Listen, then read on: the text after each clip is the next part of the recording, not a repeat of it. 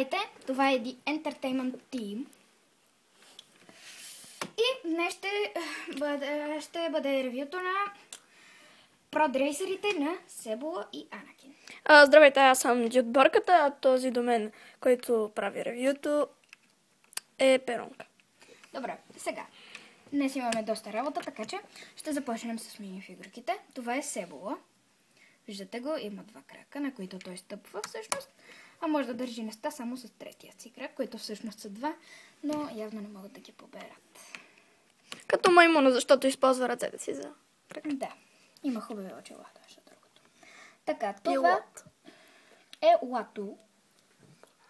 Той, както знаете, от първата серия е нещо като шефът на състезанието. Има малки краченца. И интересното при него е, че това е една цяла част от гума. Гумена е.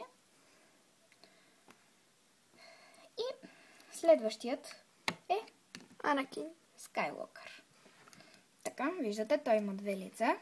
Едно учудено и едно с пилотки очила. Да, малко разневедо. И това е Лати. Той е нещо като помощник на Лату. Сега минифигурките бяха това. И сега можем да започнем с продрейсерите си. А с по-малки или с по-големи? Първо с този на Анакин. Така. Значи по-малки. Да. Така. Сега взимаме Анакин и го слагаме в продрейсърът първо. Ето така да покажем на камерата. И това е той. Сложени са тези части, като че ли ще са прозрачни. Така. Ето го и него. След това има тези части отпред. По-добре да свалим долу камерата, защото ще бъде по-добре да не гледат нещата по рафтовете. Сега, опаля. Изглежда лесно се разглабя. Казах да свалим камерата долу. Така, и, нали, можем да продължим и без тази част. Те се отварят и се свалят. Изобщо продрейсърът на Анакин е доста простичък направен. Има поставка, на която може да закачите продрейсъра, така че той да седи така. С тези връзки той се свързва. И това беше той. Сега, продрейсърът на Себола. По-хубавият, естествено. Лошите винаги са по-яки. Така, взимаме Себола. Да не го забравяме. Мисля, че ще е добра идея, ако бяха направили седалки или нещо подобно за двамата, които не правят нищо. Добре, че поне ще сложили тези човечета, но мен ми харесват. Сега, той е мултифункционален, защото ще махнем ето тези и откачим това. Става малкото корабче на Себола. На Анакин не е така, защото виждате, че на Себола има двигатели. Ето. Да.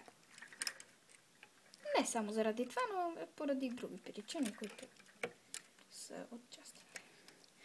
Сега, после можем да продължим, да го закача все пак, защото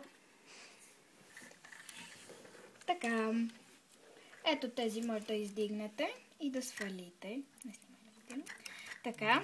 Извинете, но той е снима едно лего, което ще бъде следващото подложено на ревю. Така. Ето тези може да ги свалите. Като оръжие стават направо. И когато Себола, например, си кара. Той може да измами. Да, защото ще извади ето тези резачки. Да, в които виждате ги. Ще разрежат всичко. Има 4 в този сет. И както виждате, тази прозрачна част тук във филма не се вижда и тези двигатели са вързани с въжета към седалките и те общо взето движат всичко, така че Себола ще среже въженцата на Анакин Скайлокър, но той ще ги хване с ръце и ще завърши първи финал. Добре, благодаря ти за пояснението. Това беше ревюто на Lego Star Wars продрейсърите на Анакин и Себола. Чао, до другия път.